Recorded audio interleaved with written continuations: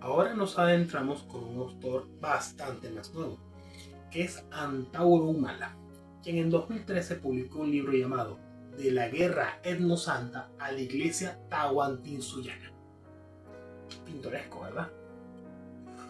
Humala establece que ha sido una humillación la llegada del cristianismo al Perú. Considera que los valores del cristianismo son dúctiles y por ende la población cristiana suele ser sometida a posible degeneración, según su visión. Para él esa degeneración es constante y palpable en la prensa, en los intereses políticos, y tales intereses suelen ser dominados por un factor ajeno a los intereses del Perú. Esta necesidad de explicar los problemas en un otro ha hecho que este libro haya sido considerado por varios autores como un libro de conspiranoia. Humala fundamenta la necesidad de valorizar y de darle prioridad y primacía en todos los actos de la sociedad a lo que él denomina como raza cobriza.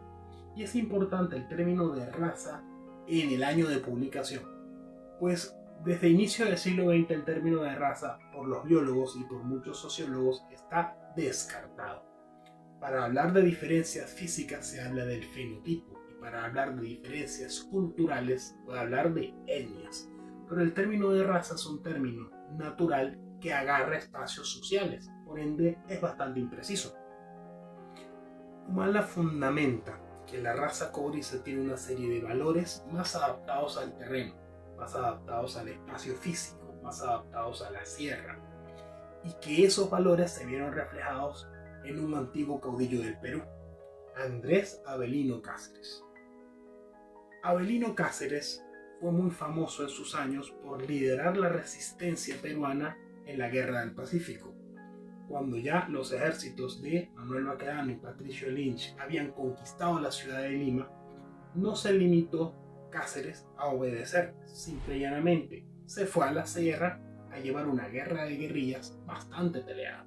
Esa guerra de guerrilla no fue llevada por soldados limeños, por soldados de la costa, sino soldados de la sierra, que más que soldados eran campesinos, jornaleros, pueblos indígenas, que vieron perturbada su cotidianidad por tropas distintas.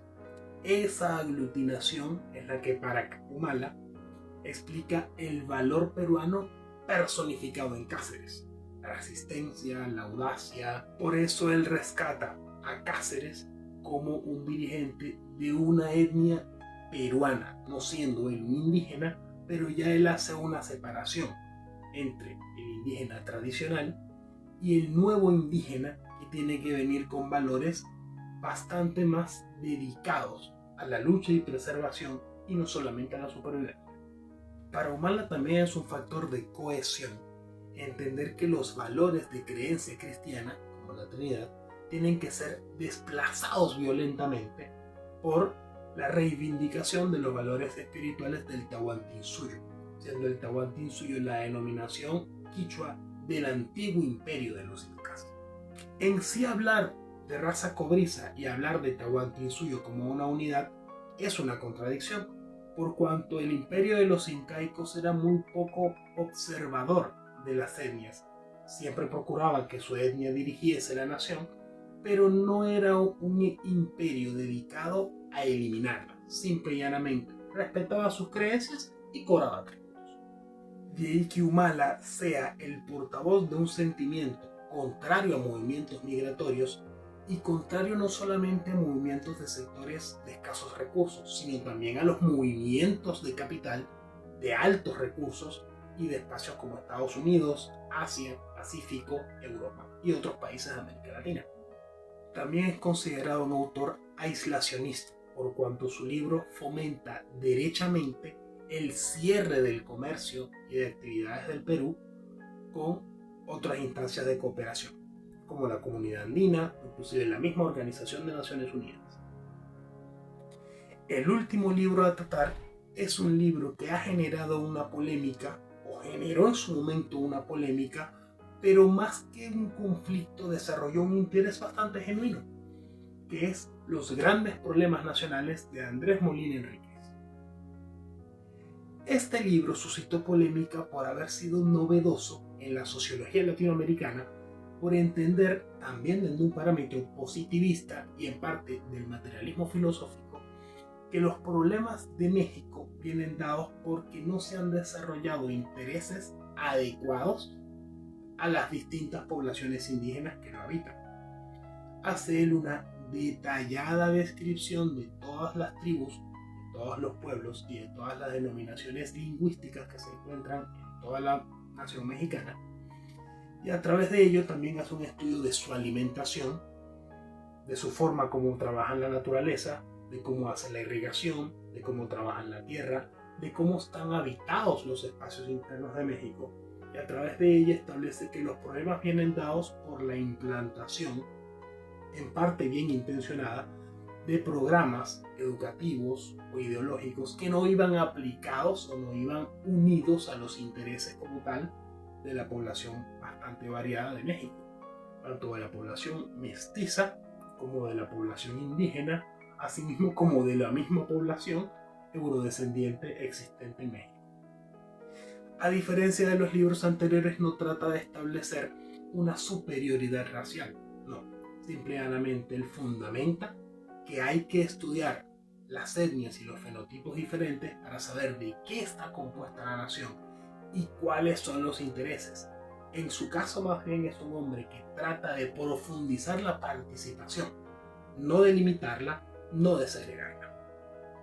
Sus ideas fueron importantísimas para el desarrollo del constitucionalismo mexicano, ideas que quedaron plasmadas en la Constitución Mexicana de 1917, vigente hasta el día de hoy, con naturales reformas.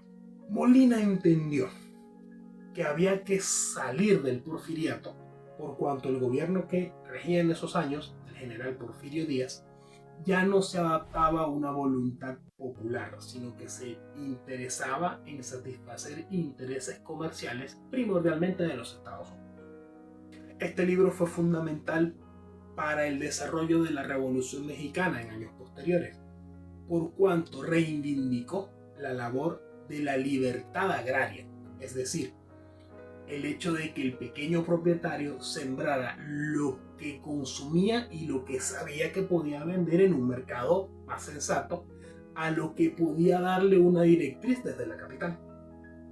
Este hecho, que es el hecho de la cuestión de la tierra, es el hecho cardinal para entender la Revolución Mexicana. Para ellos se tenía que entender la función del trabajo como un hecho generador de propiedad. Es destacable la frase de Molina, quien antes de ser un sociólogo fue un destacado abogado y un destacado operador de registros y de notarías, que él veía que México era un país de muchas tierras sin gente y de mucha gente sin tierra. La polémica que suscitó no fue desde otros intelectuales, más bien lo vieron muy bien hasta el día de hoy.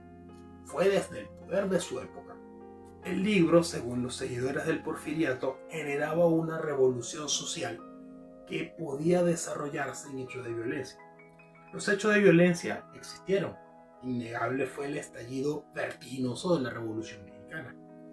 Sin embargo, es difícil darle el crédito de esto a Molina, por cuanto él solamente expresó una situación económica, geográfica, cultural y social latente en el México de esos años y que siguió en el tiempo.